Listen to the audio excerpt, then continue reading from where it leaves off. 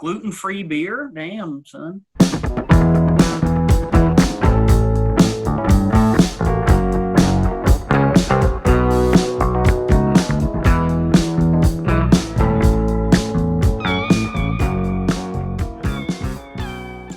Hey, everybody. Welcome back to Listography. I'm Kramzer, got Joe and Jason. We're still on Radiohead with our Side 3 list is going to honor the fabulous bass work of Colin Greenwood. Not a very flashy player, sometimes very minimalist. That's what I have to say. Joe and Jason have the experience. What are you thinking right off the bat? Well, shout out to my bass teacher in high school for making me learn a bunch of Greenwood's tracks. You know, he was really into his sound, something like Planet Telex, that kind of like driving, just real nice low end. But I think in a lot of songs he kind of, propels the song. It's not quite lead bass, but it's so there and so crucial to the song that, I think, like you said, maybe we take him for granted. He doesn't maybe stand out and get, the accolades, but he's a really good bass player. I agree. I know I touched on it in the ranking the albums video in regards to OK Computer. He's really just like the perfect type of bass player, the type of bass player that I really like a lot and that I gravitate towards. My favorite bass player of all time is McCartney. Just really, I like melodic players, but not players that distract. It's kind of a balancing act to be melodic and still fulfill the role that the bass is supposed to fulfill and not, overdo it. And I think he does a great job of walking that line.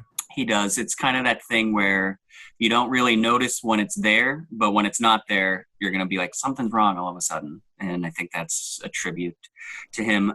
Jason, why don't you start us off? All right. Well, number 5, I guess I'll go with maybe one of his more aggressive, heavier bass lines. I've got Jigsaw Falling Into Place. Just kind of a powerful, aggressive bass line. Really propels the song, and I think it's really cool.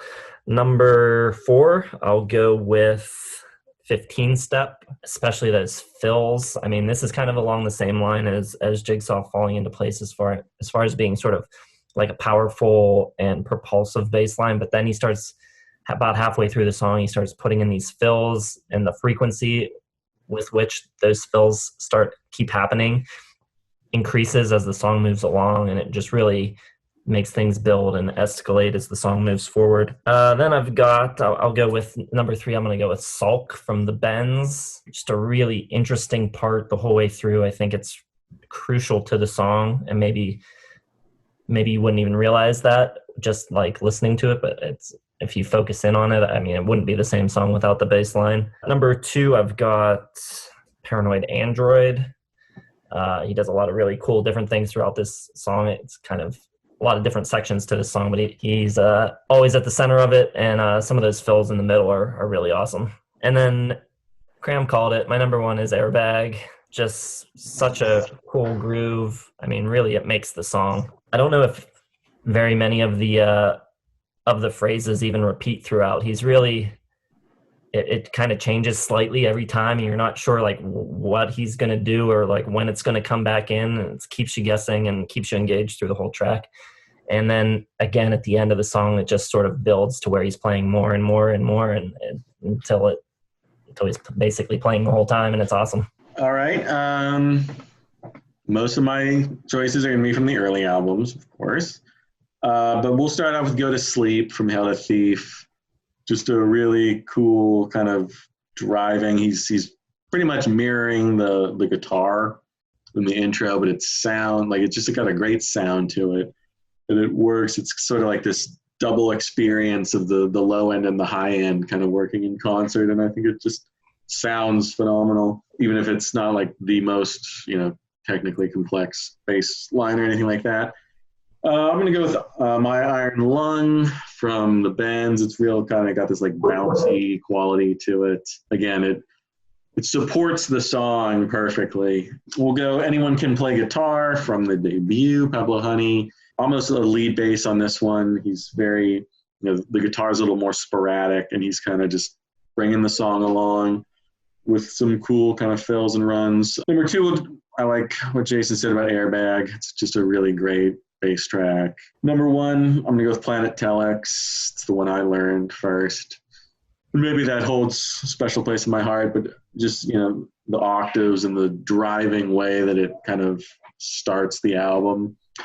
I think it's just a really strong groove, just a good track and a very strong bass line from Mr. Greenwood. All right. For me, number 5, I'm going back to Pablo Honey, a little known track towards the end called Lurgy. Nothing fancy here, but his just feel and rhythm and mood is just perfect.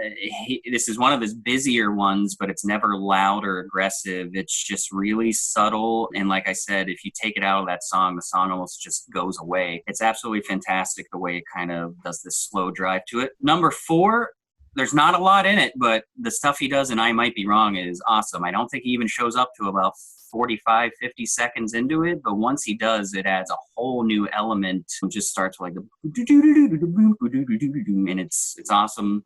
He just works in like a 4-second window with that little riff, waits, and then does it again. It's awesome. Number 3, I'm going with the really interesting touches he does on How to Disappear Completely. He, in this just kind of whirlwind of soundscape in the back, he just starts this kind of offbeat, just kind of lift and dissension. It's awesome. Number 2, I'm going with Morning Bell, especially going into the chorus. It has that really cool, hopeful lift to it. And then number 1, Geddy Lee is my favorite bass player of all time, hands down, but Airbag is the best written bass part in the history of music. It is fantastic because it is so expressive of what the album is, and he comes in like this like computer-esque sound to the bass part, but like Jason said, it's a little different each time, and it matches the album perfectly. It's this little kind of contrast between digital age and soulful thinking and kind of, a look into the future. It's absolutely brilliant the way he wrote that part, and the gaps he leaves and kind of lets Phil Selden